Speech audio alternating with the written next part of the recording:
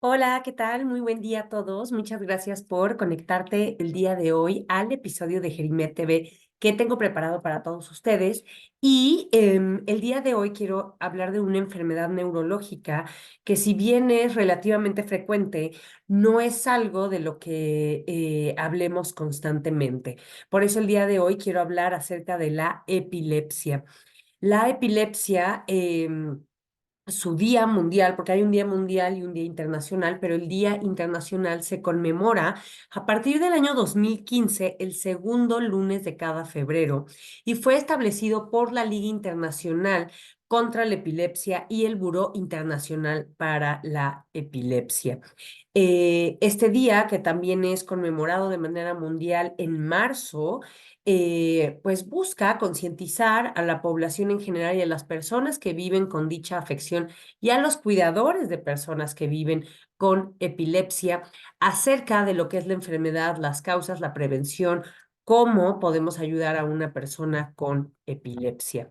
La epilepsia es también conocida como un trastorno convulsivo y es una afección cerebral del cerebro que causa convulsiones que son recurrentes. Y esto es muy importante para la definición, porque si en algún momento de tu vida sufres alguna convulsión, no necesariamente es epilepsia, porque vamos a ver más adelante que hay algunas causas que pueden llegar a ser reversibles, pero las convulsiones deben de ser recurrentes para ser considerado epilepsia. Hay muchos tipos de epilepsia y en algunas personas se puede identificar la causa, mientras que en otras, lamentablemente, podemos no conocer a ciencia cierta la causa de la epilepsia. Aproximadamente 50 millones de personas en todo el mundo sufren epilepsia, lo que la convierte en una de las enfermedades neurológicas más frecuentes a nivel mundial. Y 5 millones de estas personas viven en la región de América Latina. En América Latina y en el Caribe, más de la mitad de las personas con epilepsia lamentablemente no reciben ningún tipo de atención médica en los servicios de salud. Entonces, son datos sumamente alarmantes. En México, en nuestro país, cada año se registran cerca de 180,000 nuevos casos, de acuerdo con datos de la Secretaría de Salud de nuestro país. Es ahora sabido que después de los 50 años de edad, la incidencia de nuevas crisis aumenta con cada década, de manera que a los 50 años se puede llegar a presentar crisis convulsivas se presenta en 28 de cada 100,000 habitantes por año, mientras que a los 60 años de 28 subimos a 40 habitantes por cada 100,000 personas al año y a los 75 años esto aumenta hasta 139 personas por cada 100,000 por año. Entonces, si bien la epilepsia no es que en realidad sea más frecuente en las personas mayores, pero sí existen factores de riesgo y situaciones o padecimientos que pueden llegar a ser más frecuentes en las personas mayores y que de alguna manera generan que existan más trastornos convulsivos en esta edad. ¿Por qué son causados estas situaciones, estas convulsiones? Pues bueno, las convulsiones son causadas por una actividad eléctrica anormal dentro del cerebro. Y existen a grandes rasgos dos tipos de convulsiones, las convulsivas y, paradójicamente, las no convulsivas.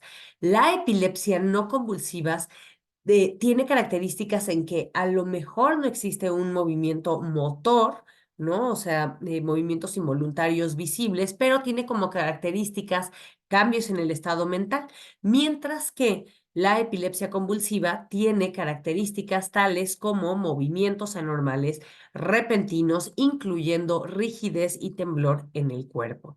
Las principales causas de epilepsia a nivel mundial es daño cerebral o traumatismo durante el parto, en el nacimiento, síndromes o condiciones genéticas, infecciones o tumores cerebrales, lesiones graves en la cabeza y algo que es de suma importancia y que aquí va aumentando la incidencia en las personas mayores es la enfermedad cerebrovascular. ¿Por qué?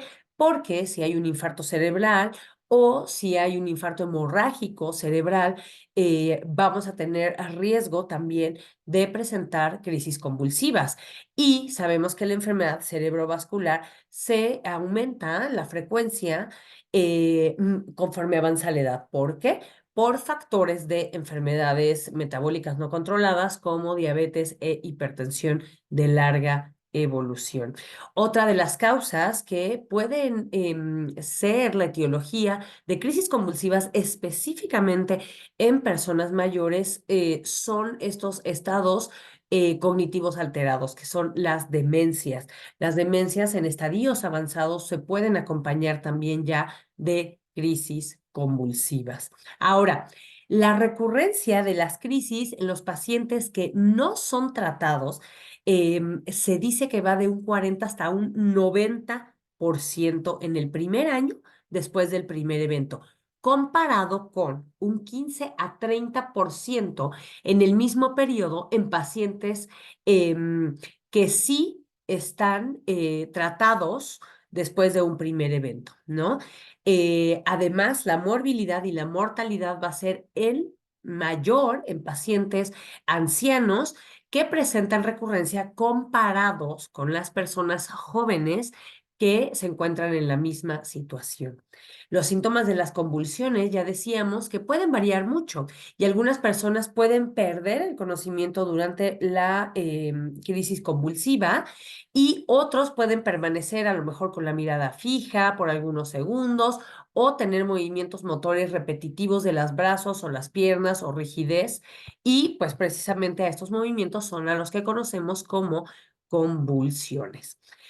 Ya decíamos y mencionábamos al principio que el tener una sola convulsión en algún momento de la vida no significa que tengas epilepsia. La epilepsia se va a diagnosticar si se presentan al menos dos convulsiones no provocadas con 24 horas de diferencia. Las convulsiones no provocadas no tienen una causa clara, ¿no? Como bien decíamos, como parte de la etiología y de las causas de la epilepsia. ¿Cómo hacemos un diagnóstico de epilepsia? Pues bueno, la clínica aquí es muy importante porque de ahí partimos para hacer un examen neurológico. En este examen se evalúa el comportamiento, los movimientos del paciente, la función mental, entre otras áreas neurológicas. De esta manera ayudamos a determinar qué tipo de epilepsia es y si es que la tienes o no. Se piden también como protocolo de estudio exámenes de laboratorio de sangre y también de gabinete. Dentro de los análisis de sangre se busca descartar procesos infecciosos, alteraciones metabólicas o hidroelectrolíticas. Algo que también sucede en las personas mayores es que problemas de deshidratación o de las sales del cuerpo, por ejemplo, del sodio, si baja mucho o si sube mucho, puede presentarse también crisis convulsivas. Entonces, los análisis de sangre nos orientan a determinar que no haya una causa secundaria de crisis convulsivas. Dentro de los análisis de sangre, también en ocasiones se piden pruebas genéticas para aportar más información sobre la afección y cómo tratarlo. Generalmente se llevan a cabo más en niños, pero también pueden llegar a ser útiles para algunos adultos con epilepsia. Y se estima que hasta el 70% de los casos diagnosticados con epilepsia pueden tratarse exitosamente con medicamentos anticonvulsivos, inclusive en los niños. Otra de Otra de las pruebas diagnósticas que realizamos como protocolo en la epilepsia es, por supuesto, un electroencefalograma. Este es el tipo de estudio más frecuente que utilizamos para diagnosticar esta enfermedad. En este estudio se adhieren pequeños discos metálicos, que son llamados electrodos, al cuero cabelludo, con pegamento o con una gorra, y los electrodos lo que tienen, o sea, la manera en la que nos ayudan a hacer el diagnóstico es que registran la actividad eléctrica eléctrica del cerebro. Entonces, si la epilepsia, ya decíamos, es una actividad eléctrica anormal en el cerebro, la mejor manera de diagnosticarla, por supuesto, que será con un electroencefalograma. Dentro de los estudios de imagen, una tomografía computarizada, resonancias magnéticas funcionales, ¿no?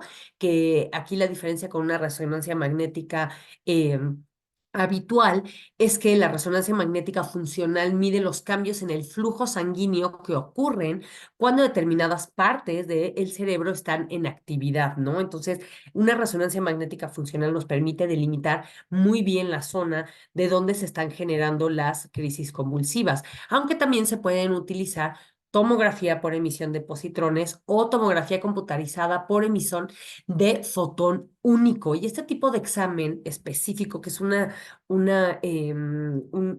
examen de gabinete muy fino, se utiliza cuando la resonancia magnética y el electroencefalograma no precisan o no ayudan a precisar con exactitud la ubicación del cerebro en donde se originan las convulsiones, ¿no? Una tomografía computarizada, sabemos que es un estudio que utiliza rayos X para obtener imágenes transversales del tejido, que en este caso sería el cerebro.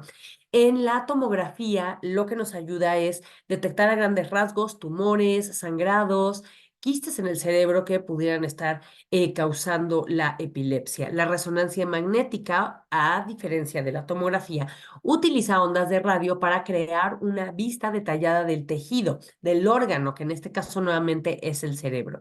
Al igual que la tomografía, la resonancia magnética examina la estructura del cerebro para detectar lo que puede estar causando las convulsiones. Sin embargo, la resonancia magnética es, sin lugar a dudas, un estudio que ofrece imágenes mucho más nítidas y detalladas del tejido en comparación con la tomografía. Ahora, eh, ¿qué tratamiento hay, no? Porque a veces, históricamente, la epilepsia se consideraba como un castigo, ¿no? Como un castigo divino. Entonces, actualmente sabemos que el tratamiento ayuda a las personas con diagnóstico de epilepsia a tener menos convulsiones, disminuir la intensidad y la frecuencia de las mismas y en algunas ocasiones incluso a detenerlas por completo.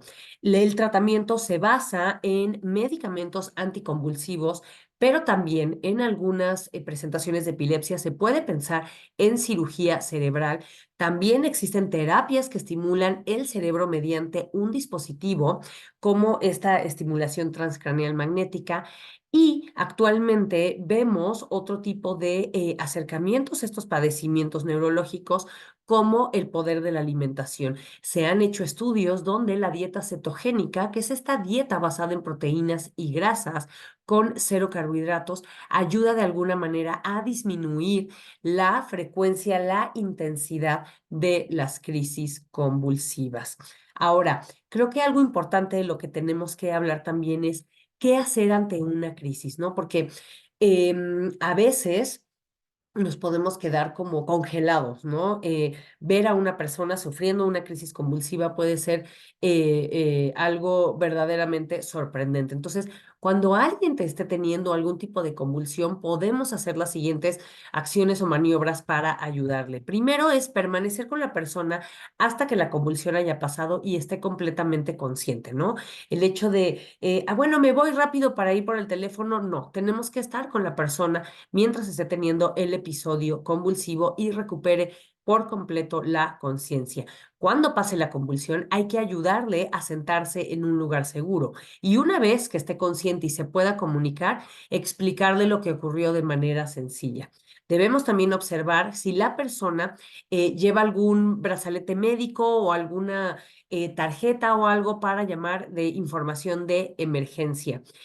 Creo que es muy importante que nosotros como espectadores, ¿no? Personas que estamos al lado de una persona que está teniendo convulsión, mantenernos calmados y mantener también a las demás personas en calma. Y por supuesto, cuando haya pasado este episodio convulsivo, llamar a algún servicio de emergencia o alguna persona, familiar o encargado de la persona que está sufriendo esta convulsión. Es importante que si las convulsiones son con sacudidas, mover de lado la cabeza de la persona ayudará a que si empieza con salivación o trae algo en la boca o acaba de comer, evitamos que haya episodios de broncoaspiración que pueden complicar los cuadros. Quitar, si estamos en un ambiente, a lo mejor en una casa, en un edificio donde hay muchos muebles, o sea, quitarlo porque son cosas con las que se puede seguir golpeando la persona. ¿Cómo podemos prevenir la epilepsia? ¿Se puede prevenir la epilepsia? Bueno, cuando ya tenemos el diagnóstico de epilepsia, es importantísimo que conozcamos los desencadenantes de crisis convulsivas. Para cada persona puede ser algo en particular, a lo mejor algo que no es frecuente, si alguien toma chocolate o si toma alguna bebida, le desencadena, bueno, eso es una situación particular, pero desencadenantes como generales de crisis convulsivas es el alcohol, ráfagas de luz, estas luces estrombóticas que luego están en los restaurantes, en los teatros, en los cines o en estos lugares de diversión, las ráfagas de luz pueden ser desencadenantes de crisis convulsivas. Por supuesto que el consumo de cualquier droga ilegal, si ya tienes epilepsia, saltarte dosis de los medicamentos que te correspondían o al contrario, tomar una dosis mayor a la indicada. La falta de sueño, ¿no? El estar desvelados es un desencadenante importante y constante en adolescentes de crisis convulsivas. Cambios hormonales, específicamente en las mujeres durante el ciclo menstrual, el estrés puede llegar a desencadenar una crisis convulsiva si ya padeces epilepsia, deshidratación, ayunos prolongados y cualquier enfermedad que desestabilice el metabolismo, desde una infección hasta una situación más grave como algún infarto. Algo importante es que la manera de prevenir que aparezca por primera vez la epilepsia no es algo fácil. Sin embargo, sabiendo las causas secundarias de epilepsia, como los traumatismos craneoencefálicos, las enfermedades cerebrovasculares, prevenir este tipo de caídas, cuidar que en nuestra cabeza y, por supuesto, también cuidar enfermedades metabólicas que podamos tener, estas personas que viven con diabetes, hipertensión, van a ayudar a que no existan infartos cerebrales que puedan llegar a precipitar crisis convulsivas. Otras recomendaciones generales, por supuesto, ya lo decíamos, evitar golpes en la cabeza, ya que esto puede provocar lesiones cerebrales, a sabiendas que una lesión cerebral se puede asociar a crisis convulsivas. En caso de sufrir una lesión cerebral traumática, hay que acudir con el médico para recibir atención temprana, prevenir lo que decíamos, enfermedades cardiovasculares, llevando dietas adecuadas y realizando ejercicio físico constante, mantener medidas de higiene adecuadas y prácticas seguras en la preparación de alimentos, recordando que hay infecciones que también pueden generar crisis convulsivas. En México, hace algunas décadas, por ahí de los 70s, 80s, no era tan infrecuente que hubiera muchas crisis convulsivas debido a cisticercosis, ¿no?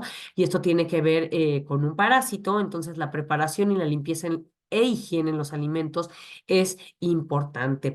Las mujeres embarazadas, por supuesto, deben acudir a recibir atención de cuidados prenatales, ya que, decíamos, algunos problemas durante el embarazo y en el parto y nacimiento pueden producir epilepsia en el producto.